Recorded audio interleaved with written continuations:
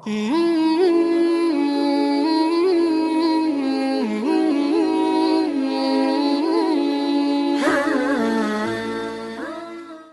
salat subuh Masjid At-Taqwa yang berbahagia, kembali kita bersyukur alhamdulillah. Dengan bersyukur insyaallah hati kita akan dilapangkan oleh Allah Subhanahu wa taala. Dengan bersyukur insyaallah kita semuanya berusaha mengakui terhadap apa-apa yang telah diberikan kepada Allah. Ini semata-mata adalah kasih sayang Allah yang telah diberikan kepada kita bersama. Jadi bukan kita yang mengusahakan. Dengan bersyukur kita berharap menjadi hamba yang syakirin, hamba yang senantiasa pandai di dalam menjawab, kemudian mengejawantahkan, mempraktekkan apa yang pernah diajarkan oleh Rasulullah SAW. Dan mudah-mudahan kita semuanya semakin dicintai oleh Allah dan semakin diridhai oleh Allah Subhanahu wa taala. Amin Allahumma amin. Kemudian salawat beserta salam. Assalamu alayka ayyuhan nabiyyu wa rahmatullahi wa barakatuh. Assalamu alayna wa ala ibadillahi sholihin. Mudah-mudahan dengan bersolawat kita semuanya juga mendapatkan apa yang pernah didoakan oleh Rasulullah ketika peristiwa Isra dan Mi'raj, dan kita berharap mudah-mudahan kita semuanya mendapatkan syafaatnya di hari akhir nanti. Amin Allahumma amin.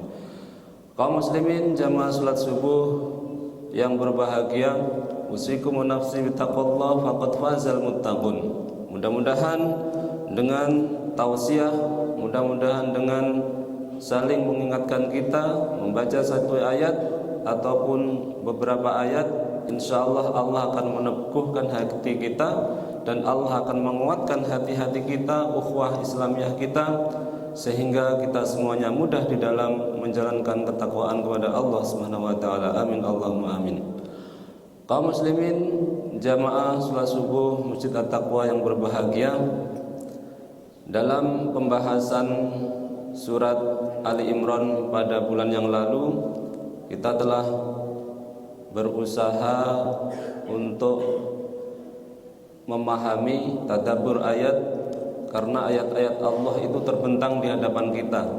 Salah satunya adalah ayat-ayat kauniyah, ayat-ayat yang kita lihat seperti hari ini yang sedang banyak dibicarakan di media sosial, bagaimana kekejaman orang Israel yang telah Allah sebutkan dalam Al-Quran, inni faddaltukum 'alal alamin.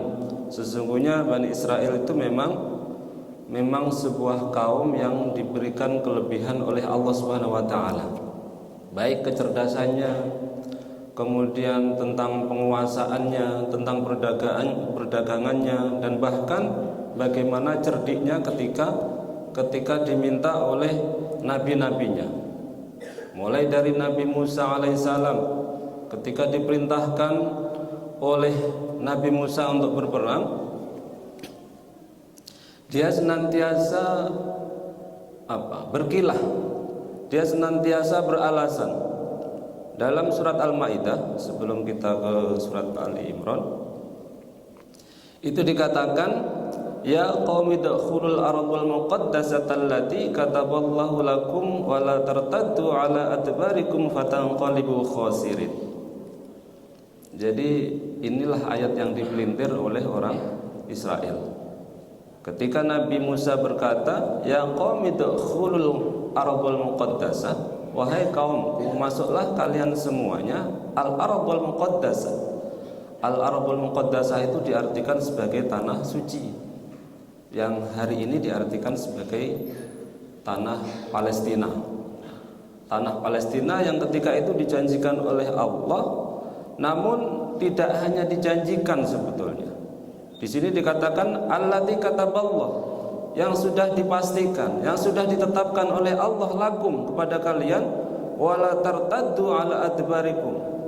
Namun kamu jangan keluar, namun kamu jangan berbalik arah. Fatanqalibu khasirin. Kalau kamu berbalik arah, kamu akan menjadi orang-orang yang merugi. Jadi sebetulnya kalau kita lihat sejarahnya, kaum Bani Israel ini adalah kaum yang tidak mempunyai negara, tidak mempunyai bangsa tanah air. Dia tinggal di sebelumnya pada zamannya Nabi Musa itu tinggal di Mesir, yaitu Raja Fir'aun ketika itu. Maka dia diusir oleh Raja Fir'aun. Nabi Musa ini akhirnya keluar dari Mesir dan dijanjikan oleh Allah sebuah tanah yang bernama Palestina ataupun Al-Ardhul Muqaddasah, tanah yang suci. Kemudian qalu ya Musa inna fiha qauman jabbarin. Mereka mengatakan, wahai Musa, di dalam tanah yang ada di Palestina itu sesungguhnya qauman jabbarin, sebuah kaum yang sangat kuat, sebuah kaum yang sangat angkuh congkak. Wa inna lan nadkhulaha hatta yakhruju minha, dan kami sebetulnya itu tidak mampu untuk masuk, dan kami tidak akan pernah masuk. Jadi diminta untuk masuk oleh nabinya, Nabi Musa, mereka justru menolaknya. Lan nadkhula hatta yakhruju minha, sehingga orang-orang yang ada di Palestina itu dia mau keluar. Jadi sungguh mereka tidak mau menaati apa yang diperintahkan oleh nabinya. Fa iyakhruju minha fa inna dakhilun. Namun ketika mereka itu keluar dari tanah tersebut, kami akan siap untuk masuk. Jadi dia tidak mau bersusah payah, diminta untuk mengalahkan kaum yang congkak, kaum yang kuat, dia tidak mau, melainkan dia menunggu bagaimana mereka kaum yang ada di Palestina itu keluar. Kemudian qala rajulani minal ladzina yakhafun, maka ada dua orang laki-laki dari mereka yakhafuna an amallah, diartikan khauf takut, takut pada Allah. An amallah alaihim adkhulu alaihimul bab, dia mengatakan kepada mereka, kawan-kawannya ini, kawan-kawan dari orang Israel yang ikut kepada Nabi Musa alaihissalam, udkhulu alaihimul bab, masuklah kalian kepada salah satu pintu. Fa idza dakhaltumuhu fa innakum ghalibun, maka ketika kamu mencoba untuk masuk, sebetulnya kemenangan sudah ada di tanganmu. Fa innakum ghalibun, maka sesungguhnya kamu akan menang. Wa 'alallahi fatawakkalu in kuntum mu'minin, dan hanya kepada Allah Subhanahu wa taala kamu bertawakal in kuntum mu'minin, jika kalian semuanya adalah beriman. Kaum muslimin jamaah salat subuh yang berbahagia, jadi sebetulnya apa yang diperintahkan oleh Nabi, ya, termasuk ketika kita melihat perintah-perintah ataupun syariat-syariat dari Rasulullah SAW, terkadang dengan logika kita tidak masuk. Terkadang apa yang kita pikirkan ini sebetulnya untuk apa? Kita sholat, bangun subuh, sementara kita masih nikmat dengan bantal kita, dengan kasur kita, dengan anak kita, istri kita. Tapi mengapa oleh Allah Subhanahu wa taala kita diminta untuk bangun, untuk lekas menjemput, untuk lekas taat kepada Allah Subhanahu wa taala, seolah-olah kita tidak tahu apa hikmah di balik perintah-perintah Allah Subhanahu wa taala.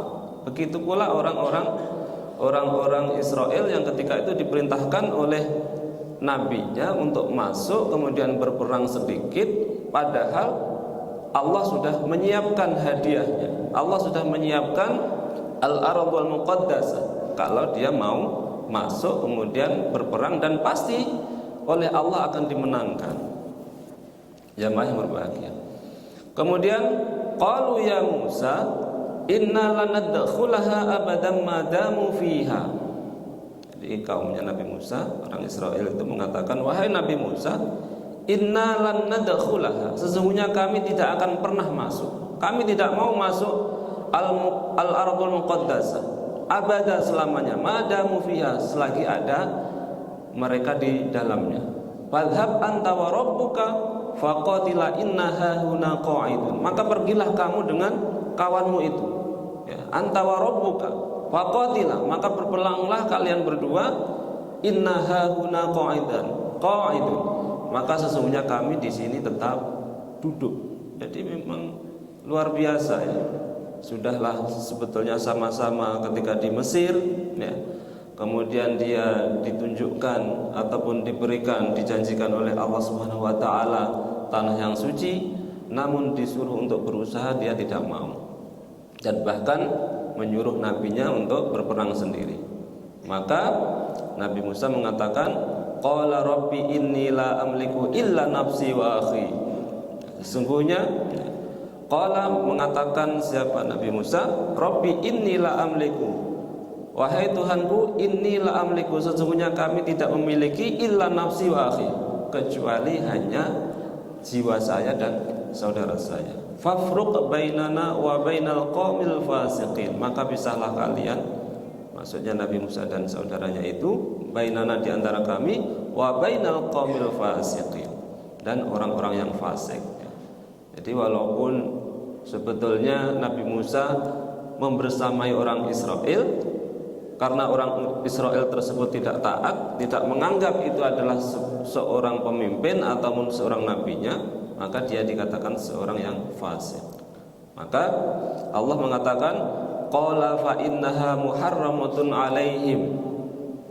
Allah mengatakan fa innaha muharramah, maka kaum tersebut, maka perilaku fasik tersebut muharramah alaihim, sesungguhnya laknat bagi mereka ya. Arba'ina sanah yatihuna fil ardh, selama 40 tahun mereka dikutuk oleh Allah, diharamkan oleh Allah fil ardh, di muka bumi ini. Jadi yang kita pahami bahwa orang Israel itu sampai hari ini ternyata tidak mempunyai bangsa, tidak mempunyai tanah air untuk tinggal ya, karena dikutuk oleh Allah selama 40 tahun fil ardi fala ta'sa 'alal qaumil fasiqin ya. Maka jangan sampai mengikuti nafsu dari orang-orang fasik. Dan ayat inilah yang dijadikan mereka sampai hari ini untuk merebut bahwa tanah Palestina itu sebetulnya tanah yang pernah dijanjikan oleh Allah kepada orang Israel. Namun kalau dipikir-pikir sudah kedaluarsa 40 tahun ketika itu, sampai hari ini berapa tahun? Akhirnya beberapa tahun yang lalu mereka mengajukan suaka kepada beberapa negara. Akhirnya diberikanlah tanah Yerusalem, diberikanlah tanah. Namun karena keserakahan dia tidak terima. Diberikan tanah hanya secuil, hanya kecil ya. Minta lagi lebih luas lagi. Kemudian minta Palestina, minta apa? Yang di sekarang apa yang diperebutkan? Ya Gaza, jalur Gaza. Orang-orang Hamas ya, itu berusaha untuk dikuasainya. Minta yang lebih luas lagi. Sehingga kekejamannya memang luar biasa. Kalau dalam berita itu banyak sekali yang terluka-luka oleh bombardir orang Israel. Nauzubillah summa nauzubillah. Dan bahkan mereka tidak manusiawi. Rumah sakit pun dihancurkan. Padahal itu adalah bagian dari kekejaman di dalam perang ya, kekejaman dalam perang. Anak kecil yang tidak berdosa, perempuan yang mungkin tidak bisa diandalkan, mereka habiskan semuanya. Berbeda dengan orang-orang Palestina, ketika menghadapi anak kecil, ibu-ibu, itu dia amankan. Nauzubillah summa nauzubillah orang Israel. Maka dari itu selaku saudara kita, wallahu fi aunil abdi maka al abdu fi auni akhihi ya, Allah senantiasa membantu umatnya selagi umatnya itu membantu saudara-saudaranya. Artinya kita yang jauh tempatnya, mungkin waktunya, minimal kita berdoa, minimal kita mempunyai sumbangsih terhadap mereka, karena itu adalah saudara-saudara kita. Tidak bisa dengan rizki, kelebihan rizki yang kita punyai minimal dengan doa ataupun kunut nazilah. Kita doakan mereka. Mudah-mudahan mereka diberikan kekuatan, mereka diberikan kemenangan oleh Allah Subhanahu wa taala, dan kita bisa mengambil sebuah iktibar dalam ayat ini bahwa ketika kita diperintahkan oleh Rasulullah SAW berupa syariat ataupun perintah dan larangannya, mari kita laksanakan sebisa mungkin. Mari kita laksanakan tentunya dengan ittiba Nabi, dengan berusaha taat kepadanya. Insya Allah Allah akan berikan yang lebih besar lagi. Jamaah yang berbahagia, jadi mudah-mudahan ayat kauniyah, ayat yang menebar di sekitar kita itu akan memperkuat ruhiyah kita, akan memperluas cakrawala pemikiran kita, sehingga keimanan kita akan menjadi yazid, akan menjadi bertambah. Karena mengapa?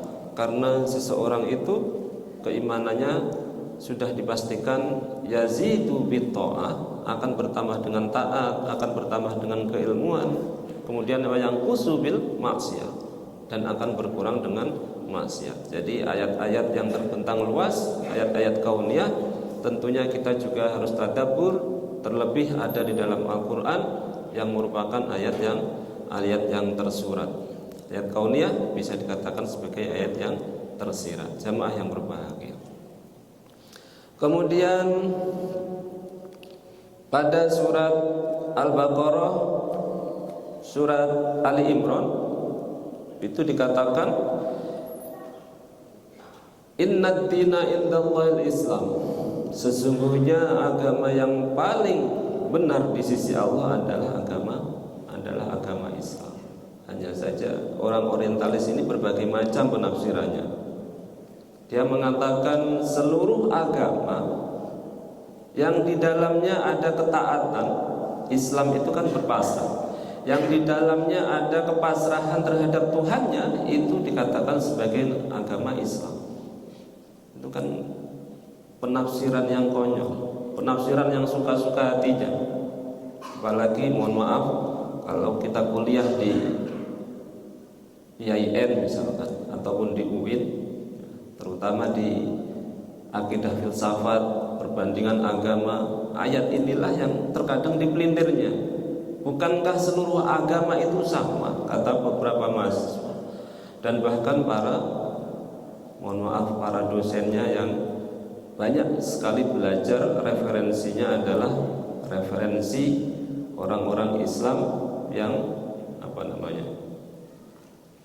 yang notabene mengambil referensi dari orang-orang orientalis. Islam itu dikatakan sebagai sebuah agama, namun seluruh agama yang berpasrah diri kepada Tuhannya itu adalah agama Islam. Kan aneh jadinya. Karena kalau dilihat dari sejarah agama Yahudi itu kan bukan dikatakan sebagai agama sebetulnya. Agama yang dibawa oleh Nabi Musa, kemudian agama yang dibawa oleh Nabi Isa alaihissalam, Nabi Ibrahim, ya, masing-masing mereka itu kan bukan Islam katanya. Artinya agamanya boleh beda. Kalau menurut penafsiran orientalis, agama Hanif oleh Nabi Ibrahim, kemudian agama Nasrani oleh Nabi Isa, agama Yahudi oleh Nabi Musa. Nah, itu dikatakan itu semuanya Islam, ya. Memang betul, ya. Akhirnya pemikiran tersebut merambah sampai hari ini. Teologi mereka itu mengatakan itu semua agama benar. Padahal yang disebutkan di sini itu tentunya agama yang dibawa oleh Nabi Muhammad. Karena bagaimanapun Nabi Muhammad adalah Nabi akhir zaman. Kemudian syariat Islam itu adalah syariat yang menyempurnakan agama-agama yang terdahulu. Jamaah yang berbahagia. Kemudian wa makhtalafal ladzina utul kitab illa min ba'di ma ja'atuhumul ilmu baghyan bainahum. sebetulnya dulunya tidak ada pertentangan, ya. Ketika di dalam Taurat, ketika di dalam Injil memberitakan bahwa ada seorang nabi yang nantinya akan membawa agama baru, mereka sudah jelas, mereka sudah yakin akan berita itu. Bahkan kalau kita lihat bagaimana Bakhirah ketika melihat setiap hari, ya, ketika sudah dijanjikan dalam Taurat bahwa ada seorang nabi yang ciri-cirinya persis ketika Nabi Muhammad masih kecil bersama dengan Abu Thalib diajak pergi ke Syam, ya, Bakhirah sudah mengatakan bahwa ada seorang yang sudah diberitakan dalam kitab ahli kitab itu, yaitu ciri-cirinya sama, yaitu Nabi Muhammad. Jadi mereka ya'rifuna abna'ahum ya'rifunahu kama ya'rifu abna'ahum. Mereka itu sebetulnya sudah paham terhadap nabi yang akan datang, ya, nabi yang akan datang sebagaimana dia paham dan mengetahui terhadap anak-anak mereka. Jadi paham betul nih. Ketika Nabi Muhammad itu lewat, itu sudah paham tandanya seperti ini. Ada awan yang menaungi, kemudian beberapa keajaiban ketika lahir beliau, sampai dipanggillah Abu Thalib ini dan ditanya, wahai Abu Thalib, saya sudah banyak membaca berita tentang kehadiran Rasul ini. Adakah di antara kita, di antara kalian semuanya itu Rasul yang seperti yang disebutkan dalam Alkitab kami? Maka ketika itu Abu Thalib mengatakan tidak ada. Karena ketika itu Rasulullah SAW itu masih kecil dan tidak bersama dengan Abu Thalib, dan bahkan bisa dikatakan menunggu di tempat yang jauh. Akhirnya oleh Bakhirah itu dipanggil dan ditanya, ini orangnya, ini ternyata orangnya. Akhirnya dijelaskan. Ketika dijelaskan, wahai Abu Thalib, ini siapa? Ya. Maka Abu Thalib mengatakan, ini anakku. Tidak, kamu bohong. Diberitakan dalam Al-Quran ini, diberitakan dalam Alkitab ini bahwasanya dia sudah dalam kondisi yatim. Di dalam perutnya saja dia sudah dalam kondisi yatim. Ini sekarang kamu mengakui bahwa anaknya, berarti kamu bohong. Akhirnya dia menjelaskan, ini adalah anak dari abang saya, artinya pamannya. Dijelaskan, maka kalau kamu tidak cepat membawa pulang, ini ditunggu oleh orang Israel. Itu orang Israel lagi, ya. Ini ditunggu oleh orang Israel. Kalau bukan dari golongannya, bukan dari orang-orang mereka, maka dia akan dibunuh. Karena Nabi Muhammad ini berasal dari Arab. Kalau dilihat dari garis keturunannya, Nabi Ibrahim alaihissalam mempunyai seorang istri yang bernama Sarah yang ada di Palestina, kemudian Hajar yang ada di Arab. Nah, dari garis keturunan Hajar ini lahirlah Ismail, sampailah Nabi Muhammad. Kemudian dari Sarah lahirlah siapa? Ishak, kemudian Yakub, kemudian Bani Israel. Jadi mereka tidak terima terhadap nabi yang membawa Islam ini bukan dari golongan orang Israel, maka akan dibunuh. Maka ketika itu diminta oleh Bakhirah untuk membawa pulang biar aman dia.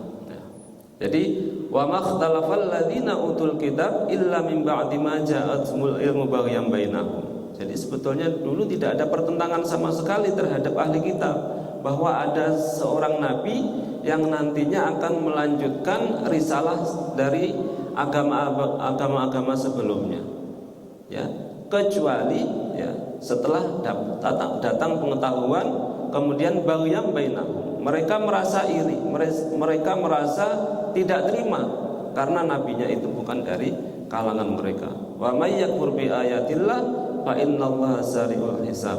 Maka sesungguhnya ketika kufur, ketika tidak yakin, ketika mengingkari terhadap ayat-ayat Allah, fa innallaha sari'ul hisab, maka sesungguhnya Allah adalah zat yang paling mempercepat hisabnya. Kemudian ayat berikutnya, fa in hajjuka faqul aslamtu wajhiya lillah wa man ittaba'an wa qul lil ladzina utul kitab wal ummiyyin a aslamtum fa in aslamu faqad ihtadaw wa in tawallaw fa inna ma 'alaikal balagh wallahu basirun bil ibad. Maka jika mereka itu mendebatmu wahai Muhammad, ketika orang Israel, ketika orang Yahudi, orang Nasrani mendebat Islam itu, faqul aslamtu, maka jangan diladeni, jangan dilayani mereka itu. Katakanlah, saya sesungguhnya aslamtu wajhiya lillah.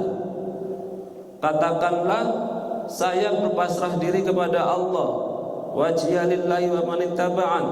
Kemudian wajah Allah, maksudnya zat Allah, wa manittaba'an, dan orang-orang yang bersamaku. Jadi kalau kadang kita menghadapi orang-orang yang sering, ya, orang-orang yang sering mendebat kita, menyalahkan kita, punya ilmu hanya untuk menyalahkan, kan aneh. Ya.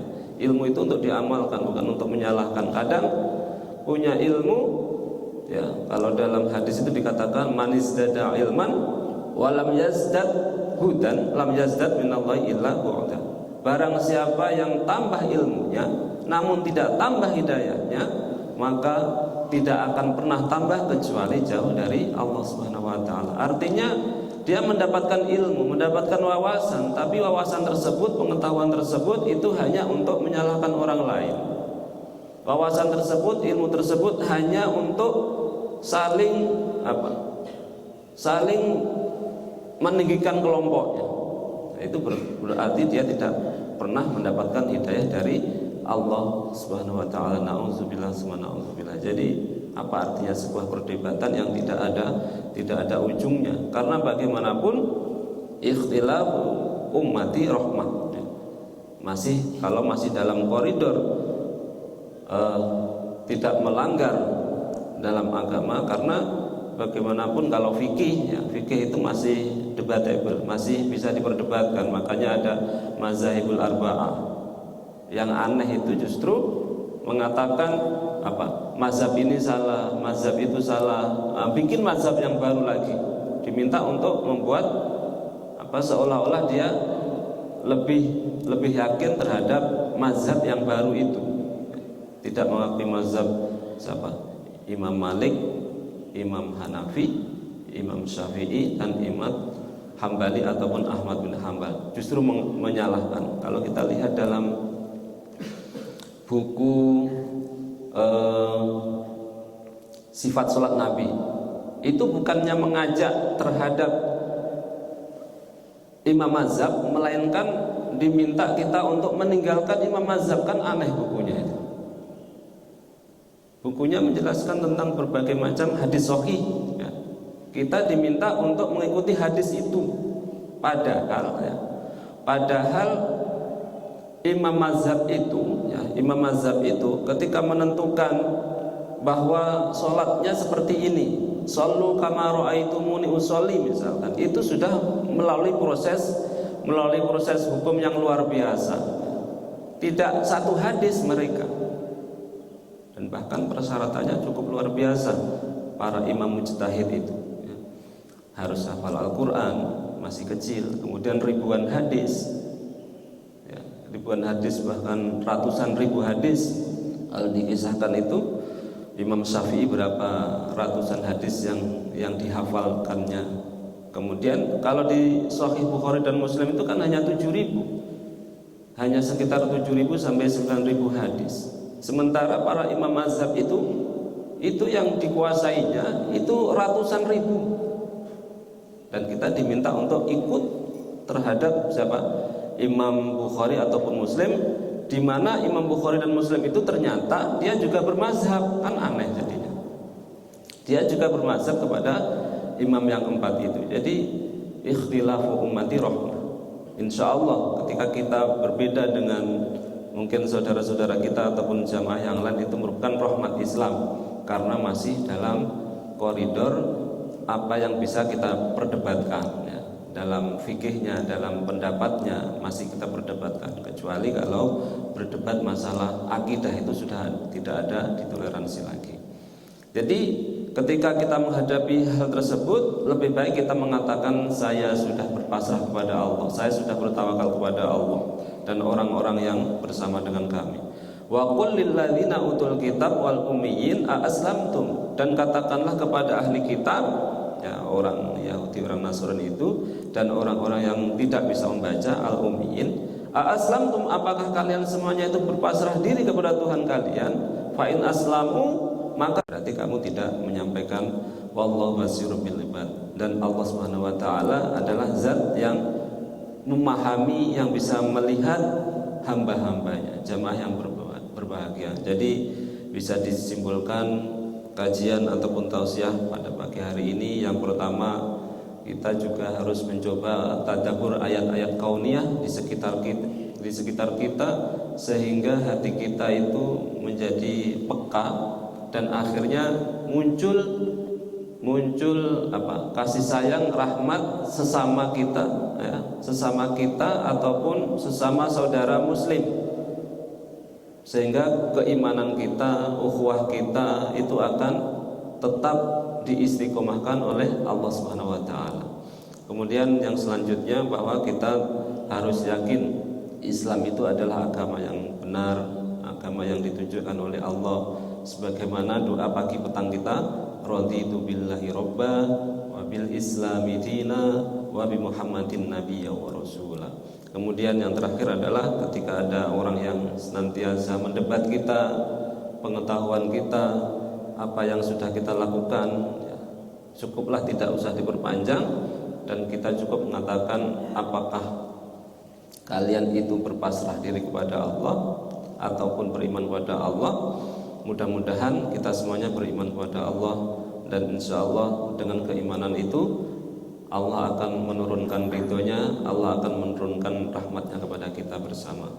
Jamaah yang berbahagia, mungkin ini yang bisa saya sampaikan. Mudah-mudahan kita senantiasa istiqomah dengan keilmuan, dengan ibadah amaliyah kita, sehingga Allah tetap teguhkan hati-hati kita di dalam Islam kita ataupun di dalam ukhuwah kita, baik yang ada di sekitar kita maupun orang-orang yang butuh terhadap doa-doa kita ataupun uluran tangan dari kita, yang itu merupakan kekuatan batin yang akan diberikan oleh Allah Subhanahu wa taala. Kita akhiri dengan membaca doa kafaratul majlis. Subhanakallahumma wa bihamdika asyhadu an la ilaha illa anta astaghfiruka wa atubu ilaik. Wallahul muwaffiq ila aqwamit thoriq. Assalamualaikum warahmatullahi wabarakatuh.